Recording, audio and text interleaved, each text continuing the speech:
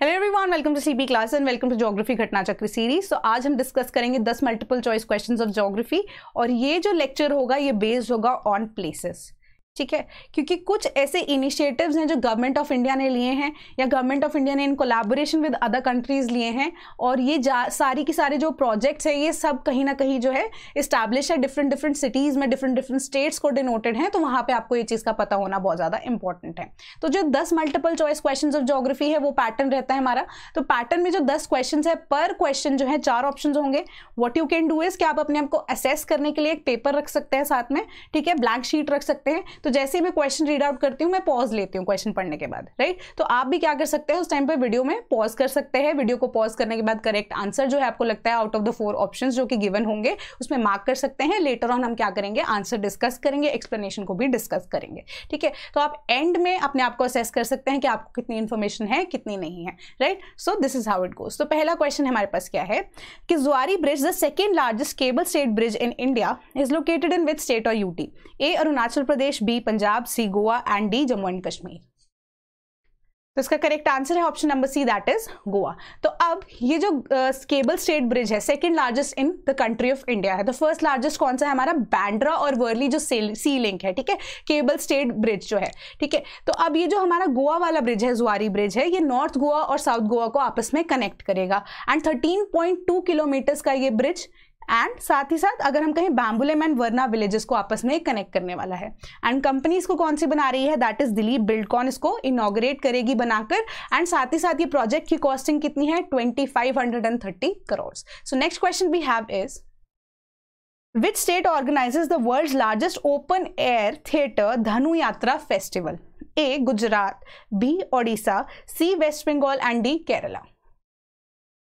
तो इसका correct answer है option number B, that is Odisha. तो ये फेस्टिवल जो है कब से मनाना शुरू हुआ? जब से इंडिया इंडिपेंडेंट हुआ, दैट इज 1947-48 के आसपास। Largest open air theatre festival है ओडिशा में सेलिब्रेट होने वाला इंडिपेंडेंस को अब सेलिब्रेट करने के लिए। तो अब एज द नेम सजेस्ट धनु यात्रा, तो एक तरह से यात्रा है। यहाँ पे क्या होगा, फोक डांसेस जो है इसको प्रेजेंट किया जाएगा और इंडियन डेटीज जिसमें पर्टिकुलरली लॉर्ड कृष्णा है उनको डिपिक्ट किया जाता है in the form of various folk art forms. So this is how it is celebrated. So next question we have is what is the target for agricultural and processed food products from India for 2022-2023?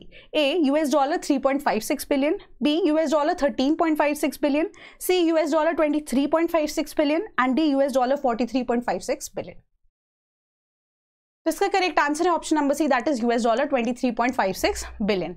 तो अब जो हमारी अब कह सकते हैं processed food को लेकर, एग्रीकल्चर को लेकर हमारे जो प्रोडक्ट के एक्सपोर्ट्स थे वो 16% से ज़्यादा जो है वो राइज हो गए फर्स्ट 8 मंथ्स, दैट इज अप्रैल से नवंबर के बीच में। तो जो हमने टारगेट है उसको सेट करके कितना कर दिया, that is 23.56 billion and 74% of it जो है हमने अचीव भी कर लिया था। तो जो रेस्ट हमारे पास अब 26% है वो हम अचीव करना चाह रहे हैं by the end of March. That is the annual export target with respect to processed foods and अगर हम कहें एग्रीकल्चरल प्रोडक्ट्स, ठीक है। So next question we have is Dr. Syama Prasad Mukherjee National Institute of Water and Sanitation, that is DSPM Nivas, has been inaugurated in which state?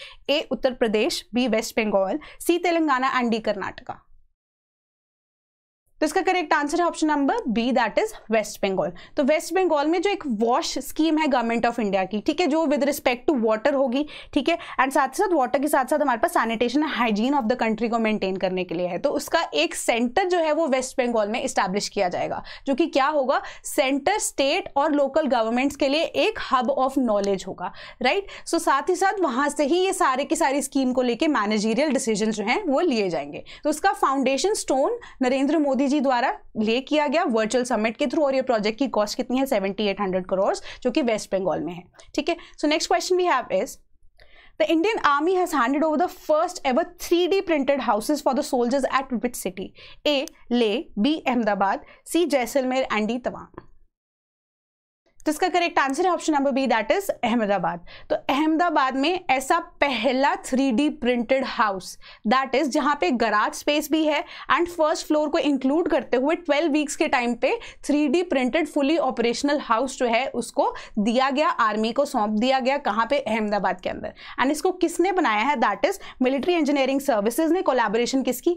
माइकॉब करके एक private limited company है, उसके साथ मिलकर। सो इससे क्या होगा, जो अब घर बनाने का जो टाइम पीरियड है विद रिस्पेक्ट टू आर्मी, ठीक है, क्योंकि कई कई जगहों पे उनको लोकेट करना पड़ता है, दैट इज कि वो अब वो जो घर बनाने वाला प्रोसेस है, राइट, वो उसको आप कट डाउन कर सकते हैं काफी टाइम पे। साथ ही साथ कॉस्ट इफेक्टिव भी है, ठीक है। एंड साथ ही साथ जो अब रहने की जगह जो है वो आर्मी को प्रोवाइड करने के लिए डिफरेंट प्लेसेस पे बहुत ज्यादा ईजी हो जाएगी। So next question we have is कि Mangdechhu hydroelectric power project which was seen in the news recently was handed over by India to which country? A. Nepal, B. Bangladesh, C. Bhutan and D. Maldives. तो इसका correct answer है option number C, that is Bhutan. तो भूटान ने क्या किया? India ने assist किया है 720 मेगावाट्स के मंगदेचू जो हमारा हाइड्रो इलेक्ट्रिक पावर प्रोजेक्ट है, उसको रिसेंटली लॉन्च कर दिया गया, ठीक है, वापस से हैंड ओवर कर दिया गया to Dhruv green power corporation जो कि भूटान के अंदर है। तो ये प्रोजेक्ट इंडिया के साथ अगर हम मिलकर भूटान का देखें तो चौथा ऐसा प्रोजेक्ट है, ठीक है। चौथा प्रोजेक्ट कंप्लीट करने के बाद अब फाइनली क्या होगा कि जो भूटान की एनर्जी की रिक्वायरमेंट्स है वो अप टू 44% जो है वो अचीव हो चुकी हैं। So next question we have is emperor penguins which were seen in the news recently are native to which region or country? A. Antarctica, B. Australia, C. Greenland and D. Iceland. तो इसका correct answer है option number A, that is Antarctica. तो Antarctica में अब हम देख रहे हैं तो क्या हो रहा है, बहुत ज़्यादा ग्लोबल वार्मिंग का इफेक्ट हो रहा है, क्लाइमेटिक चेंज का बहुत ज़्यादा इफेक्ट हो रहा है, राइट। सो उनके जो प्रॉपर हैबिटेट्स हैं वो due to that ice melting क्या हो रहे हैं, वो डिस्टर्ब हो रहे हैं, ठीक है। साथ ही साथ उनकी जो पॉपुलेशन है दैट इज ऑल्सो डिक्लाइनिंग, बहुत ज़्यादा डेथ्स भी हुई है एम्परर पेंगुइन्स की। सो एज अ रिजल्ट जो 2/3 ऑफ द एंटार्क्टिका के नेटिव स्पीशीज है जिसमें एम्परर पेंगुइन्स भी इंक्लूडेड है, वो अंडर थ्रेट है of extinction. Major population declines by the end of century, that is by 2100। तो इस वजह से क्या है, अब जो एम्परर पेंगुइन्स को बचाने के लिए there are certain requirements which are required to be taken. तो अब एक्सटिंक्शन पे उसके बाद एम्परर पेंगुइन्स के बाद कौन से हैं, दैट इज सी बर्ड्स है एंड ड्राई सॉइल नेमाटोइड्स हैं, ठीक है। So next question we have is Union Minister Anurag Singh Thakur inaugurated Sports Science Center in which city? A. Pune, B. Amaravati, C. Udupi and D. Varanasi. तो इसका correct answer है option number C, that is Udupi. तो अब we have seen के games को बहुत ज्यादा importance मिल रही है सेंट्रल गवर्नमेंट की तरफ से, and not only physical games, यहाँ पे हमारे पास ई स्पोर्ट्स को लेकर भी काफी इनिशिएटिव्स आ रहे हैं, राइट। तो अब यूथ के जो मिनिस्टर हैं, ठीक है, अनुराग सिंह ठाकुर, उन्होंने क्या किया है, यूथ अफेयर्स के अंडर अनुराग सिंह ठाकुर जी ने स्पोर्ट्स साइंस सेंटर जो है उडुपी में उसको क्या किया है, इनॉग्रेट किया है। एंड साथ ही साथ यहाँ पे स्पोर्ट्स पर्सनल्स जो हैं उनको आपस में मिलाकर there will be a centre which will be establish for the promotion of sports के लिए। तो जो गवर्नमेंट है 2700 करोड़ जो है इसके ऊपर खर्च रही है, एनहांस करेगी infrastructure with regards to sports. तो 3136 crore rupees for Khelo India games, जो कि 5 साल का एक ऐसा फ्लैगशिप प्रोग्राम है गवर्नमेंट ऑफ इंडिया को, उसको भी लॉन्च किया है ताकि स्पोर्ट्स को डेवलप किया जा सके इंडिया के अंडर। एंड साथ ही साथ करिकुलम में भी उसको न्यू इकोनॉमिक, अगर आप कह सकते हैं न्यू एजुकेशन पॉलिसी, सॉरी, उसके अंडर इन्वॉल्व भी किया जा सके। So next question we have is which union territory of India recently hosted the first ever food processing summit? A. Ladakh, B. Andaman and Nicobar Islands, C. Lakshadweep, D. Chandigarh. तो इसका correct answer है option number A, that is Ladakh. तो लद्दाख ने पहला ऐसा host किया है क्या, फूड प्रोसेसिंग समिट के एंटरप्रेन्योर्स को अट्रैक्ट किया जा सके और इन्वेस्टमेंट्स को अट्रैक्ट किया जा सके, ठीक है। तो अब जम्मू एंड कश्मीर और लद्दाख आपस में, क्योंकि अब ड्यू टू सेवरल रीजंस जो है इतना आप कह सकते हो वहां पे उनको डेवलप नहीं किया जा सका, राइट। सो अब वहां पे इन्वेस्टमेंट्स को, एंटरप्रेन्योर्स को अट्रैक्ट करने के लिए व्हाट वाज डन, एक समिट को लॉन्च किया गया है। तो नई नई तरीके की प्रोसेस्ड फूड जो कि वहां के लोकल फूड्स के थ्रू बनाए जा सकते हैं, उसके लिए इन्वेस्टमेंट को गैदर करने के लिए इस समिट को वहां पे लॉन्च किया गया, right. So next question we have is कि the 12th National Conference on Safety in Mines was recently inaugurated in which city? A.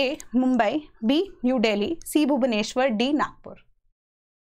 तो इसका करेक्ट आंसर है option number B, that is New Delhi. तो 12th national SC conference on safety in mines was recently inaugurated in New Delhi by minister of state that is labour employment that is Shri Santosh Kumar Gangwar. ठीक है, तो जो गंगवार हैं उन्होंने क्या किया है, एक ऑक्यूपेशनल सेफ्टी हेल्थ वाली जो इशू है with respect to mine workers, उस चीज को लॉन्च किया गया है। क्योंकि माइंस के दौरान वी हैव सीन के बहुत सारे कई बार एक्सप्लोजन के इवेंट्स भी हुए हैं। तो इस कॉन्फ्रेंस के थ्रू क्या है कि थोड़े थोड़े टाइम पीरियड के बाद जितने भी माइन वर्कर्स हैं उनका फुल हेल्थ चेकअप होगा। ठीक है, और ये मैंडेटरी कर दिया गया है ताकि जो सेफ्टी है वो अब प्रॉपर तरीके से माइन वर्कर्स की that can be taken up. ठीक है, सो आज के लिए इतना ही। Thank you so much. आपके कितने स्कोर्स है do comment that as well, and अगर वीडियो पसंद आई हो give us a like, share and subscribe the channel. Thank you so much.